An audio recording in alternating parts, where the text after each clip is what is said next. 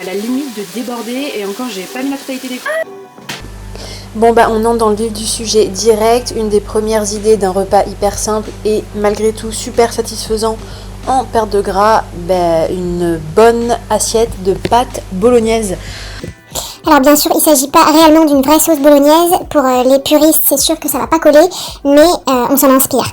Donc comme on a pu voir sur le petit clip, j'ai 3 viandes différentes, mais c'est tout simplement pour éviter de gâcher. Il me restait du blanc de poulet et une côte de porc, donc j'ai tout simplement broyé le poulet et le porc, enfin je l'ai haché pour l'associer à mes 2 steaks de viande hachée 10%. Et sinon, après, je me contente tout simplement de mettre un maximum de légumes. Donc de l'ail, de l'oignon, des carottes, de la courgette, des champignons. Ensuite, je mets du concassé de tomate, du concentré de tomate également. Je mets les épices que j'affectionne tout particulièrement, un peu d'huile d'olive et je laisse cuire une trentaine de minutes. Donc avec cette sauce bolo, je ferai bien sûr des pâtes, des spaghettis, des vrais spaghettis et non pas des spaghettis protéinés ou des spaghettis sans gluten. 60 g de pâtes pesées crues, du fromage râpé, environ 30 g.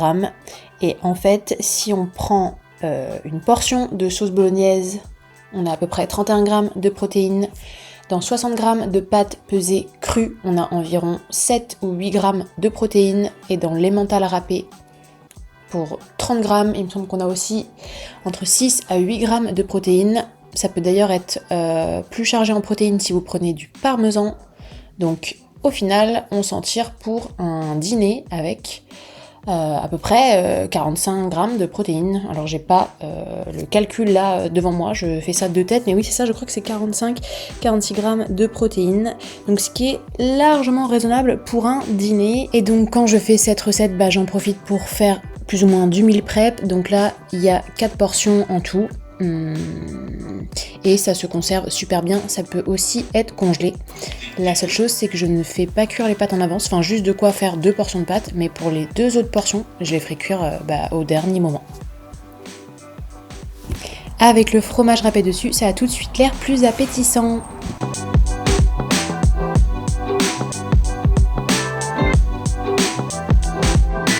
Ensuite là on est sur un repas vraiment simple, vraiment rapide. Donc j'avais déjà fait une vidéo sur mes crêpes au sarrasin faites avec du petit lait.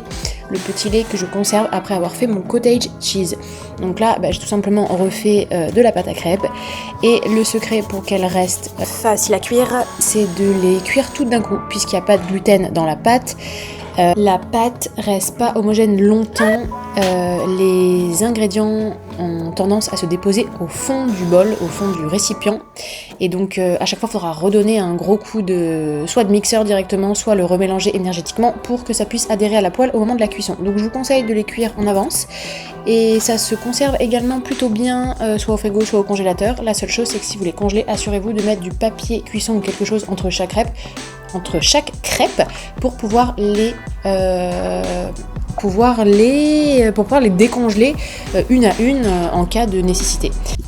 Et donc si vous mangez 2 crêpes avec à chaque fois une tranche de jambon et du fromage râpé dedans, vous pouvez vous en tirer facilement pour une trentaine de grammes de protéines. Donc pour un repas, c'est tout à fait correct également.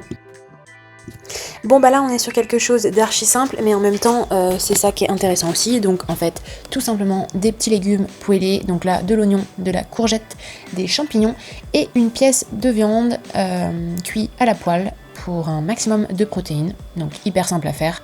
Je déconseille par contre de le faire en avance parce que les légumes comme ça qui repassent au micro-ondes, c'est quand même pas très bon.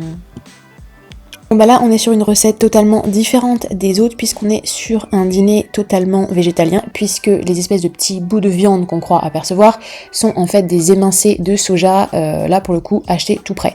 Il y a tout à fait possibilité de faire ça soi-même avec un petit peu de matos, mais bon là c'était pas le cas, ça a été acheté tout prêt. Par contre c'est accompagné donc d'un dalle de lentilles corail au lait de coco et au concentré de tomate. Donc pareil, riche en protéines, végétales bien sûr, mais riche en protéines quand même, avec les petits émincés de soja également. On est sur un quota quand même protéiné, même si c'est végétal et que c'est moins bien assimilé, et servi avec du riz, de la coriandre et du Donc petite rectification, il ne s'agit pas du tout de coriandre mais d'aneth, et avec du citron, j'ai rajouté des graines de chia sur la fin pour l'effet, mais en vrai c'est pas du tout obligatoire. Et en termes de protéines, on est aux alentours des 20-25. Et si des idées de repas vegan t'intéressent ou même la recette du dal, n'hésite pas à me le faire savoir en commentaire. Donc bah là je m'apprête à faire un repas un peu type curry, au lait de coco, curry, façon un peu soupe, parce que du coup il y aura énormément de liquide. Je rajoute une boîte de concentré de tomates, je rajoute également un bouillon que je vais faire dans vraiment beaucoup d'eau, plus donc la totalité du lait de coco. Donc du coup il y aura énormément de liquide, avec évidemment tous ces légumes là dedans. Après à manger avec soit du riz, soit des nouilles de konjac, ou même juste comme ça avec les sources de protéines qu'il y aura dedans, puisque comme je dis, il y a vraiment beaucoup de liquide, ça fait un petit peu comme une soupe, donc ça blinde bien le ventre et franchement c'est vraiment pas mal. Donc je vais pas forcément filmer la totalité de la recette, mais en vrai c'est très très simple. Il faut d'abord faire revenir les oignons dans de l'huile, après en fonction de chacun. Moi juste après je vais faire les carottes, brocoli, poivron, et un petit peu plus tard je vais mettre champignons, puis les courgettes au dernier moment. Je vide ensuite le lait de coco, la totalité du concentré de tomate et le bouillon que j'aurais fait venir, enfin que j'aurais fait au préalable dans de l'eau. Et au dernier moment, donc je rajoute le poulet que j'aurais coupé en petits bouts. Ça, c'est un mélange de crustacés congelés pour ajouter un peu de protéines. Donc je rajoute ça au dernier moment, puis après je laisse cuire une trentaine de minutes. Au niveau des épices, comme j'aime bien que ça arrache un petit peu, du piment de Cayenne, du tabasco, du colombo. Voilà. Le poulet, et puis je vais laisser cuire pendant une vingtaine de minutes. Et j'ai bien fait de le mettre dans un tout, parce que là c'est à la limite de déborder, et encore j'ai pas mis la totalité des courgettes, et j'ai pas mis non plus la totalité des poivrons, parce que je me suis dit c'est mort quoi, ça va pas le faire. Et même principe que pour les spaghettis bolognaises, je fais ça en avance sous forme un peu de meal prep. J'ai bien fait 5 portions, donc j'ai re-rempli le bol que j'ai utilisé pour en refaire une portion. Donc 1, 2, 3, 4, plus celle que j'ai mangée, donc 5. Et il restait quand même de la sauce que j'ai répartie à mort dans tout ça, mais il me reste un petit bol pour ce soir. Donc voilà. Donc niveau truc qui blinde le ventre, on est bon. On est bon.